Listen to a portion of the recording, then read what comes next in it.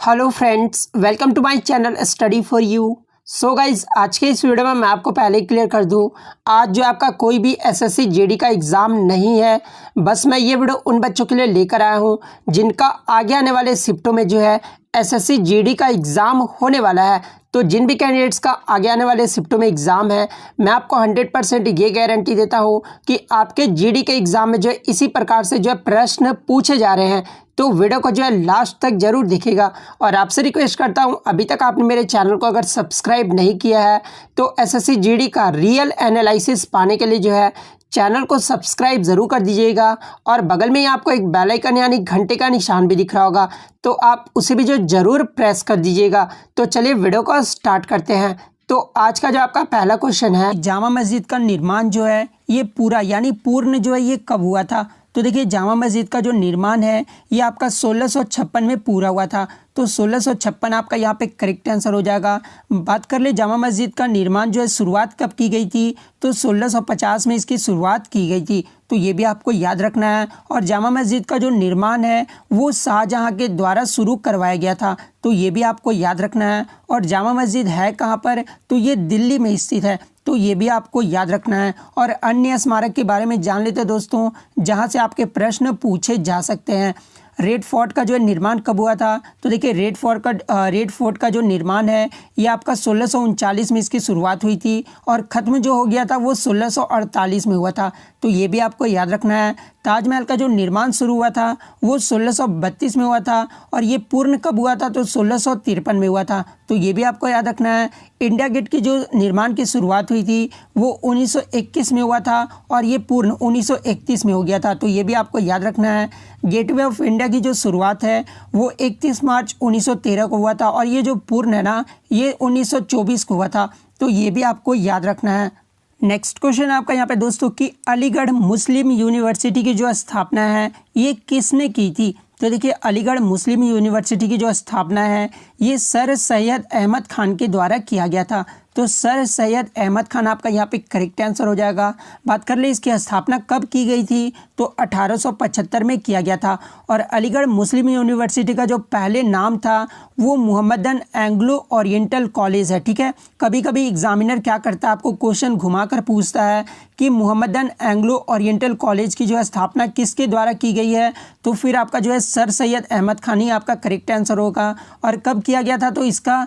तो ये 1875 में किया गया था। तो आपको कंफ्यूज नहीं होना है, क्योंकि अलीगढ़ मुस्लिम यूनिवर्सिटी का जो पहले नाम था ना वो मोहम्मदन एंग्लो ओरिएंटल कॉलेज था। और ये अलीगढ़ मुस्लिम यूनिवर्सिटी कब बना था? तो ये 1920 में बना था। ठीक है, तो ये भी आपको याद रखना है। नेक्स्ट क्वेश्चन आपका यहाँ पर आया था दोस्तों कि भारत का जो है दक्षिणतम पॉइंट कौन सा है? तो देखिए, भारत का जो दक्षिणतम पॉइंट है ना वो आपका इंदिरा पॉइंट है। तो इंदिरा पॉइंट आपका यहाँ पे करेक्ट आंसर हो जाएगा। और ये कहाँ पर है? तो ये निकोबार आइलैंड में है। ठीक है, तो ये भी आपको याद रखना है। कभी कभी पूछ दिया जाता है कि इंदिरा पॉइंट जो ये कहाँ पर है? तो ये निकोबार आइलैंड में है। नेक्स्ट क्वेश्चन आपका यहाँ पे है दोस्तों कि सांबर झील जो है ये कहाँ पर है? तो देखिए, स्टैटिक जीके से जो आपके हर शिफ्ट में प्रश्न पूछे जा रहे हैं लगातार, इसलिए मैं ये क्वेश्चन आपके लिए लेकर आया हूँ। तो सांबर झील जो है ये राजस्थान राज्य में है। तो राजस्थान जो है आपका यहाँ पे करेक्ट आंसर हो जाएगा। अन्य झील के बारे में देख लेते हैं कहाँ कहाँ पर है। तो देखिए, डल झील जो है और बैरिना उलर झील जो है, मानसबल झील, नागिन झील, शेषनाग झील, अनंतनाग झील जम्मू कश्मीर में है ये सब। ठीक है, जितने भी नाग वाले झील है ना ये आपके जम्मू कश्मीर हैं। उसके बाद बात कर लेते हैं लुनकर्सनल झील, जयसमंद झील, ठीक है, राजसमंद झील, पिझौला झील, सांबर झील, छिड़वाना झील, फतेह सागर झील, ये सब जो है राजस्थान राज्य में है। तो ये भी आपको याद रखना है। उसके बाद बात कर लेते हैं जितने ताल वाले झील है ना वो उत्तराखंड में है, जैसे कि सातालाल झील, नैनीताल झील, राक्षसलाल झील, ठीक है, पंचपोड़ी झील, खुरपाताल झील, ये सब जो है आपके उत्तराखंड राज्य में है। तो ये सारे झीलों का नाम जो आपको याद रखना है और ये भी रखना है कि कहाँ पर जो ये किस राज्य में है। नेक्स्ट क्वेश्चन आपका यहाँ पे दोस्तों कि न्यूटन के गति के जो है प्रथम नियम को क्या कहते हैं? तो देखिए, न्यूटन के गति के प्रथम नियम को जो है ये आपका जड़त्व का नियम कहा जाता है, जिसको जो इंग्लिश में जो है लॉ ऑफ इनर्शिया कहा जाता है। तो जड़त्व का नियम आपका यहाँ पे करेक्ट आंसर हो जाएगा। बात कर ले गति के द्वितीय नियम को जो है क्या कहा जाता है, तो ये संवेग का नियम कहा जाता है, यानी लॉ ऑफ मोमेंटम कहा जाता है। गति के तीसरे नियम को क्या कहा जाता है, तो क्रिया प्रतिक्रिया का जो नियम कहा जाता है। तो ये सारे फैक्ट जो आपको याद रखना है। नेक्स्ट क्वेश्चन आपका यहाँ पे दोस्तों कि चींटी के डंक में जो है कौन सा अम्ल होता है, तो देखिए चींटी के डंक में जो है ये आपका फॉर्मिक अम्ल होता है। तो फॉर्मिक एसिड जो है आपका यहाँ पे करेक्ट आंसर हो जाएगा। और फॉर्मिक एसिड का जो अन्य नाम यानी IUPAC से जो नेम होता है ना, वो मेथेनोइक एसिड होता है। तो ये भी आपको याद रखना है।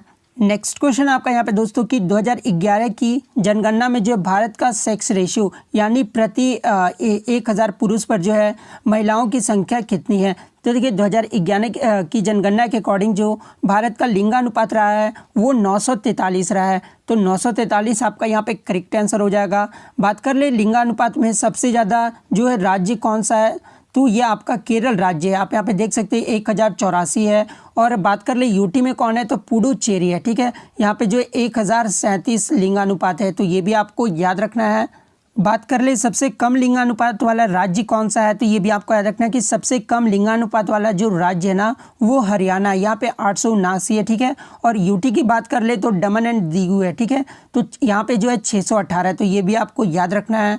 और ये कभी कभी एग्जाम में क्वेश्चंस पूछा जाता है दोस्तों कि 2001 में जो है आपका लिंगानुपात कितना रहा था। ठीक है, तो 2001 में जो लिंगानुपात रहा था ना वो 933 रहा था। तो ये भी आपको याद रखना है। सॉरी, यहाँ पे 2001 होगा। ठीक है, 2001 में जो लिंगानुपात भारत का रहा था वो 933 रहा था। और TCS द्वारा एक क्वेश्चन यहाँ से और भी पूछा जाता है दोस्तों कि 2001 से जो है लेकर 2011 तक कितने लिंगानुपात की जो वृद्धि हुई है, तो देखिए 2001 में जो 933 था। ठीक है, और 2011 में जो आपका 943 रहा है, तो 10 की जो है वृद्धि हुई है। तो ये भी आपको याद रखना है। नेक्स्ट क्वेश्चन आपका यहाँ पे दोस्तों कि भौतिकी में जो है किसको 2 बार नोबेल प्राइज़ मिला है, तो देखिए ये हर बार TCS द्वारा ये प्रश्न पूछा जाता है। तो देखिए भौतिकी में जो 2 बार नोबेल प्राइज़ मिला है ये जॉन बर्डिन को दिया गया है। कब कब दिया गया, तो ये 1956 में दिया गया है और 1972 में दिया गया है। तो जॉन बर्डिन जो आपका यहाँ पे करेक्ट आंसर हो जाता।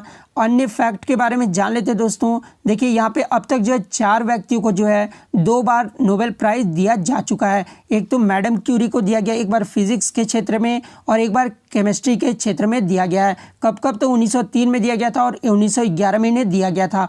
और ये भी क्वेश्चन पूछा जाता है दोस्तों कि नोबेल प्राइज़ जीतने वाली प्रथम महिला कौन थी, तो ये मैडम क्यूरी थी। तो ये भी आपको याद रखना है।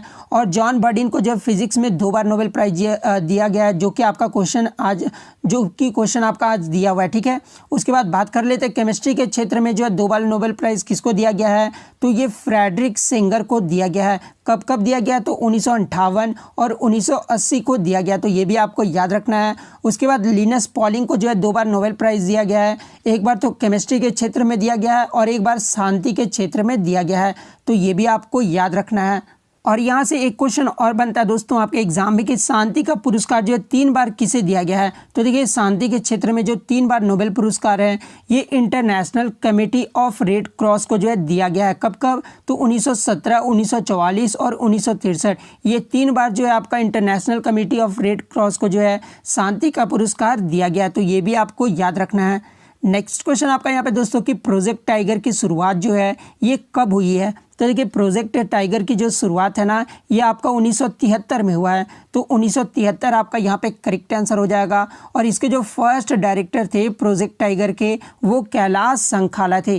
तो ये भी आपको याद रखना है, कभी कभी एग्जाम में पूछ दिया जाता है। उसके बाद अन्य फैक्ट की बात कर ले दोस्तों तो वर्तमान में जो है 50 टाइगर रिजर्व हैं। तो ये भी आपको याद रखना है, जो कि 17 स्टेट में फैला हुआ है। नेक्स्ट बात कर लेते हैं सबसे बड़ा बाघ अभयारण्य कौन सा है, तो ये नागार्जुन सागर है। ये भी आपको याद रखना है। और महाराष्ट्र के जो पेंच टाइगर रिजर्व है ना ये सबसे न्यूनतम है। तो ये भी आपको याद रखना है। उसके बाद यहाँ से एक क्वेश्चन और पूछा जाता है कि सबसे ज़्यादा टाइगर जो है ये किस राज्य में पाया जाता है, तो देखिए सबसे ज़्यादा जो टाइगर है ना ये मध्य प्रदेश में पाया जाता है। ठीक है, मध्य प्रदेश में जो आपका कितना, तो 526 है। और कर्नाटक सेकंड नंबर पे आता है। कभी कभी बच्चे जो कंफ्यूज होते हैं और कर्नाटक को मार देते हैं, तो मैं आपको बता दूं कि सबसे ज़्यादा जो टाइगर है ना वो आपका मध्य प्रदेश राज्य में पाया जाता है और सेकंड नंबर पे जो आपका कर्नाटक है। तो आपको कंफ्यूज नहीं होना है। नेक्स्ट क्वेश्चन आपका यहाँ पे दोस्तों कि आरबीआई की जो स्थापना ये कब हुई है। तो देखिए आरबीआई का जो फुल फॉर्म होता है वो रिजर्व बैंक ऑफ इंडिया होता है, ठीक है। और इसकी जो स्थापना है ना ये 1 अप्रैल 1935 को हुआ है। तो 1 अप्रैल 1935 जो आपका यहाँ पे करेक्ट आंसर हो जाएगा।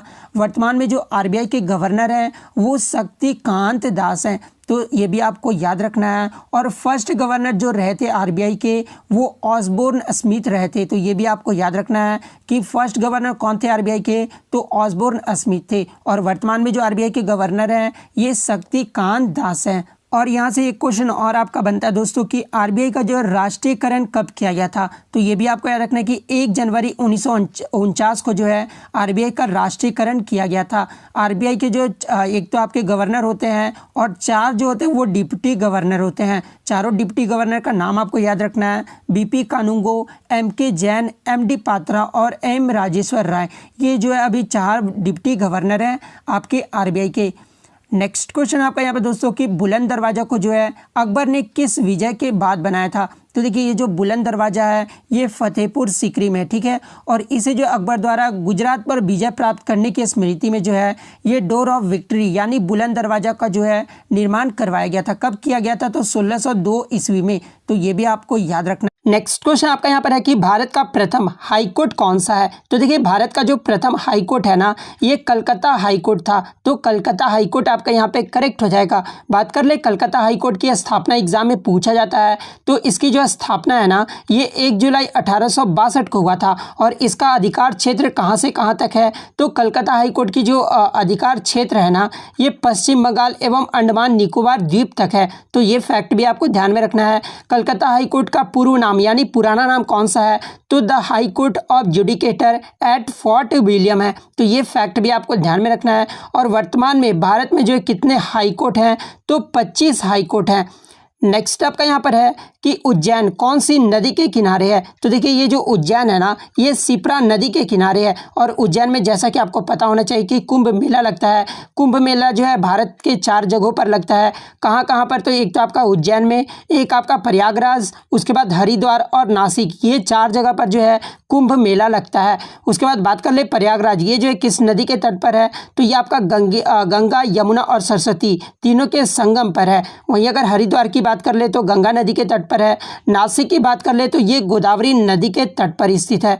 नेक्स्ट आपका यहाँ पर है कि सुशासन दिवस 2020 पर ई संपदा नामक एक जो वेब पोर्टल और मोबाइल ऐप किसने लॉन्च किया है। तो देखिए ये जो ई संपदा नामक जो है ना एक वेब पोर्टल और मोबाइल एप्लीकेशन है। और ये जो आपका सुशासन दिवस 2020 में ये जो आपका ministry of housing and urban affairs के द्वारा जो है लॉन्च किया गया है, यानी शहरी मामलों के मंत्रालय द्वारा जो है ये ई संपदा नामक जो मोबाइल एप्लीकेशन है ना उसे लॉन्च किया गया है। यहाँ से एग्जाम में इस प्रकार से भी प्रश्न पूछा जा सकता है कि ministry of housing and urban affairs यानी शहरी मामलों के मंत्रालय द्वारा सुशासन दिवस के अवसर पर जो है कौन सा मोबाइल एप्लीकेशन लॉन्च किया गया है, तो ये ई संपदा नामक मोबाइल एप्लीकेशन लॉन्च किया गया है। तो ये आपको ध्यान में रखना है। क्वेश्चन किसी भी तरह जो है घुमाकर पूछा जा सकता है। वहीं अगर पूछा जाए कि सुशासन दिवस भारत में कब मनाया जाता है, तो ये 25 दिसंबर को मनाया जाता है। तो ये भी आपको ध्यान में रखना है।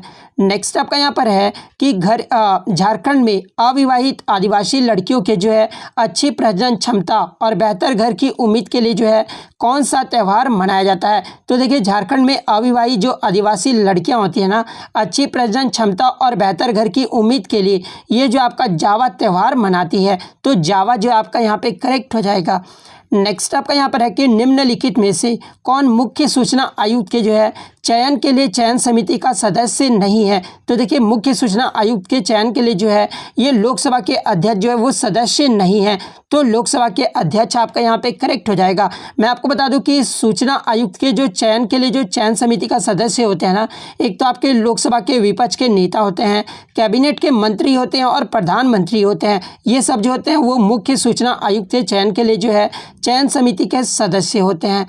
नेक्स्ट आपका यहाँ पर है कि विटामिन के कुल कितने प्रकार होते हैं। तो देखिए विटामिन के कुल 13 प्रकार होते हैं, तो 13 जो आपका यहाँ पे करेक्ट हो जाएगा। और देखिए विटामिन से हर एग्जाम में एक प्रश्न पूछा जाता है, तो देखिए 13 प्रकार कौन कौन से होते हैं। तो vitamin A, vitamin B1, vitamin B2, B3, ये सब जो होते हैं ना वो विटामिन के प्रकार होते हैं, जो कि 13 प्रकार होते हैं। और कभी कभी एग्जाम में पूछा जाता है कि विटामिन बी कॉम्प्लेक्स के कितने प्रकार होते हैं। तो देखिए विटामिन बी कॉम्प्लेक्स के जो है ना 8 प्रकार होते हैं, तो ये भी आपको ध्यान में रखना है। और एग्जाम में जो है रासायनिक नाम जो है पूछा जाता है। तो देखिए विटामिन ए का जो केमिकल नेम होता है वो रेटिनॉल होता है, विटामिन B1 का थायमिन होता है, विटामिन B2 का जो है राइबोफ्लेविन होता है, विटामिन B3 का जो है नियासिन होता है, विटामिन B5 का जो है पैंथोनेइक एसिड होता है, B6 का आपका पैरोडेक्सिन होता है, B7 का जो है वो बायोटीन होता है। वहीं अगर B9 का पूछा जाए तो फॉलिक एसिड होता है, विटामिन B12 का साइनोकोबाल्मिन होता है। उसके अलावा बात कर लेते हैं विटामिन सी का,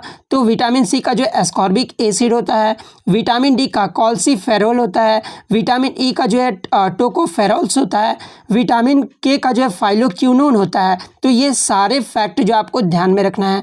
नेक्स्ट आपका यहाँ पर है कि भारत और एशिया का सबसे बड़ा ट्यूलिप गार्डन कहाँ पर है। ट्यूलिप का मतलब क्या होता है कि जो पादप होते हैं ना वो वसंत ऋतु में फूल देने वाले जो है पादप, उसी को जो है ट्यूलिप कहा जाता है। तो भारत या फिर एशिया का सबसे बड़ा जो ट्यूलिप गार्डन है ये आपका श्रीनगर में है। और कौन सा ट्यूलिप गार्डन, तो Indira Gandhi memorial tulip garden, जो कि आपका श्रीनगर में है। और इसे जो है 2007 में खोला गया था, तो श्रीनगर आपका यहाँ पे करेक्ट हो जाएगा। नेक्स्ट आपका यहाँ पर है कि फाइड ऑनलाइन चेस ओलंपियाड 2020 का खिताब संयुक्त रूप से जो है किन दो देशों ने जो है जीता है। तो देखिए जो आपका 2020 का फाइड ऑनलाइन चेस जो ओलंपियाड हुआ था ना, ये संयुक्त रूप से भारत और रूस देश ने जीता है। तो भारत और रूस जो आपका यहाँ पे करेक्ट हो जाए। तो आज के लिए जो इतने एक्सपेक्टेड क्वेश्चन लेकर आया हूँ जो कि आपके एग्जाम में हो सकता है कि पूछे जा सकते हैं। तो अगर वीडियो में थोड़ी भी नॉलेज अगर लगी हो तो वीडियो को जो है लाइक ज़रूर कर दीजिएगा। और इसी तरह डेली प्रैक्टिस सेट पाने के लिए जो है चैनल को सब्सक्राइब ज़रूर कर दीजिएगा। तो मिलते हैं नेक्स्ट वीडियो में, तब तक थैंक यू।